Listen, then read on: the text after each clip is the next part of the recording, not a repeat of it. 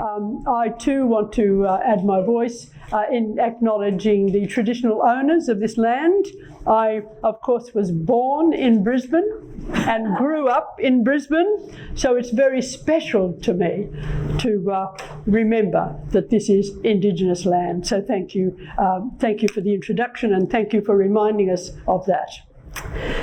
Now look, as I put the finishing touches to my submission against the Queensland Government's proposed self-identification bill several weeks ago, I was reminded of the question I've been asking a lot in recent times. Where is truth in all this? Does truth not matter anymore? Also at that time, it hit me more forcefully than ever before that we are standing on the edge of the total takeover of women by men, patriarchy's triumphant solution, it seems, to the woman problem. Now, they're the kinds of issues I want to discuss in my paper right now at the beginning of this conference. First, I'm going to ask, what is going on in the world? How did progressive democratic countries arrive at this point where they're making it lawful to lie by changing seemingly immutable facts on one's birth certificate? So that's the first thing I'm going to ask. What is going on? And my answer is identity politics, 21st century style, is what's going on. So we'll talk about that. Second thing I'm going to ask is this. What is the psychological impact of living with untruth? What's the impact on the individual person involved in the charade? And what's the impact on a society that embraces these untruths? And the final question I'm going to address is one that we all are asking all the time. What is feminism's role now? Haven't seen you forever. Come on in. So I'll keep talking and you be quiet. Okay, so the first thing I want to say, the first point is, what is going on? When I look out at the world as it is today, I see a self-centeredness, an almost obsessive focus on self-care. I see a whole society of individuals. I see division, individuals looking around for their tribe, for others who think as they do. I see hatred of those deemed to be others. I see cancel culture. Anyone who expresses a view counter to that of one's tribe is immediately and ruthlessly cancelled. And I see identity politics. Now, what is that? Simple definition, it's fighting for rights based on a certain identity. Well, what's wrong with that, you may be thinking? That's what the liberation movements of the 60s and 70s did. The women's liberation movement, for example, fighting for rights based on the identity woman, fighting against the enormous powers of the patriarchy on behalf of women. And we're still doing it. That's why we're here this weekend, fighting for the rights of women. But identity politics 21st century style have changed dramatically. Now, it's all about the individual. My rights, me. And we have to ask, how did the focus of identity politics change so completely? There are two things introduced by the agents of patriarchy that have had a huge influence on how people think today. One, of course, is postmodernism, which teaches that nothing really matters. Everything is fluid, including truth, including gender. You can be who you say you are, and we know that universities always looking around for something new, wholeheartedly embraced postmodernism and demanded that students embrace it too. In addition to postmodernism, there has also been neoliberalism, a dominant influence in that it helped patriarchy engineer a focus on the individual. It was in patriarchy's interest, of course, to take people's attention away from society's systems that privilege some and discriminate against others, and have people focus on themselves, with the promise that if you try hard enough, you will be winners in this new economic climate. So, when younger generations have grown up in a society saturated with the teachings of postmodernism and neoliberalism, it's no wonder that identity politics today is all about me, me, me. Fighting to change the system acknowledges that the system is oppressive to those who don't fit, but fighting for one's own personal identity is a different story. And we can see the results of the individualising of identity politics by looking at the way transgender activists go about it. I am hurting, I am oppressed, and my oppression is the only one that counts. My oppression is so much worse than yours. My demands must be met so that I feel accepted and validated. If you don't agree with me 100%, I feel unsafe. Anyone who expresses opposition to my demands will be cancelled. If governments and universities don't come to my party and grant my every wish, I will make it difficult for them. As we've seen, the self-centred, aggressive identity politics of hyper-individualism practiced by trans activists has governments, universities and other agencies running scared. When I look, this is fascinating to me. When I look at the speed with which governments in particular have responded to the demands of the trans lobby, and compare it with the tortoise-like speed governments usually respond to demands from other groups in the community, I'm gobsmacked. Look at the facts as they relate to Indigenous Australians and also to women in this country. Indigenous Australians are still dying in police custody at an alarming rate 35 years after the Royal Commission into Black Deaths in Custody commissioned in 1987.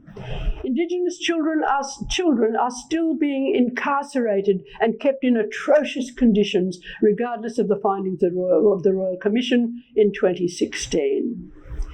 Indigenous and non-Indigenous women are still being violence offences when it is they themselves who are the victims. Courageous women who report their rapists to police are still being treated in court as the guilty ones. Ask Brittany Higgins. And still it is true that of all the rape cases brought to court in Australia, only 1 in 10 results in a guilty verdict.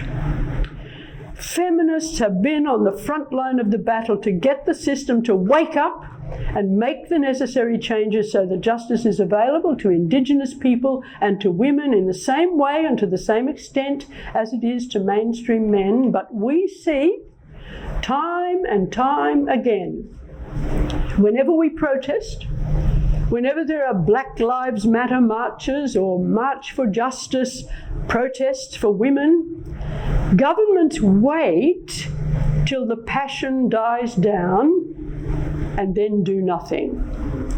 I've coined a term for this. I call it wait it out-ism. Wait it out-ism. Just wait, it'll pass, and then we can go on governing as before. Now, compare those responses, the responses we've been used to, with the rapid response when transgender activists snap their fingers. They have politicians, academics, lawyers, liberal feminists, men on the left, all bowing to their every demand. Why is that? What's the difference? Well, of course, we know. We know it's because trans activism is dominated by white middle-class men. I've lost my place. By white middle-class men, some very wealthy, and all having grown up with white male privilege. All have learned the aggressive tactics that go with being members of the dominant class. As I said right at the beginning, it's patriarchy's triumphant solution to the woman problem, and they will brook no resistance. Except that we do resist. and will continue rejecting disinformation, continue rejecting lies, and demanding truth. Now let's move on to my second point. What is the psychological impact of living with untruth? Let me say this at the outset. I accept that we live in a world where people have the means to change gender. And it just might work for them, so long as it doesn't involve pretending that they've always been the gender that they've chosen. What's wrong with society developing new categories of trans women and trans men, and developing new facilities like toilets, special sections in prisons, their own sporting opportunities and so on? It could work and not jeopardise the safety of biological women, but the trans lobby don't want that, and are willing to risk the psychological costs that come when any person pretends to be who they're not, or pretends that the past didn't happen. Now, it's somewhat different, but I want to refer to repressed memory syndrome, which is a very real thing for some people who were sexually abused in childhood. They live as if it didn't happen because they literally can't remember it happening. But many seek therapy in adulthood for the depression that has dogged their lives. The task of a therapist is to help people explore the root causes of their depression and find the courage to begin talking about it. It's painful, but when it all comes out, a psychological wholeness is finally possible for that person, connecting in an honest way with one's past. To be able to say, I am a woman who was sexually abused as a child. Or in the case of a trans woman, I am a woman who was born into this world as a male. Truth, honesty, it's the best medicine for mental health and well-being. And what about a society that embraces the lies demanded by the trans lobby? To put it simply, it's a recipe for an unhealthy, confused society. There will be no truth, no accuracy in our record of births, no accuracy in census figures, no accuracy in historical records. Will the records show that X number of men gave birth to babies, when it was actually a woman's body performing the miracle that only women's bodies are equipped to do? Will the records show that X number of men were survivors of what used to be called female genital mutilation, when it was the bodies of little girls that were mutilated in that way, not boys? You get the picture. Our society will be completely postmodern. Accuracy doesn't matter. Nothing is real, nothing can be depended on, just a whole lot of nothingness and meaninglessness. All right, to my last question, what is feminism's role now? Now, you've got your own thoughts about that, and Anna certainly has a lot of thoughts about it. And I just want to mention a few of the things that I can say about this. What is feminism's role? The first thing is, don't panic. What we're seeing now is just more of the same, but 100 times worse. Patriarchy's determination to control women, to bring us down, is so much more fierce now than ever before, but we mustn't panic. We've confronted it before and survived, and we'll do it again. Second thing, be committed to truth. Trust feminist analysis. Trust scientific facts. Trust women's own recounting of their own experiences. Third thing, reject untruth, lies, disinformation, and never stop speaking truth to power. Take every opportunity to demand that the truth be told. Fourth thing, work at adding to the feminist analysis already happening. Instead of wasting our time moaning, isn't it awful? Instead of descending into hate speech and cancel culture, there's work to be done. reading, analysing, disseminating information, telling the truth, facts to all who will hear us. And this is my last point. We need to keep doing this. Meeting together when we can, supporting each other. And we need to enjoy ourselves while we continue to work for the well-being of women. They used to say in the early decades of second wave feminism, if I can't dance at the revolution, I'm not going. Feminist activism, even though it's deadly serious, has to be fun. We must enjoy the challenge and feel the power that comes with being on the side of truth. Thanks.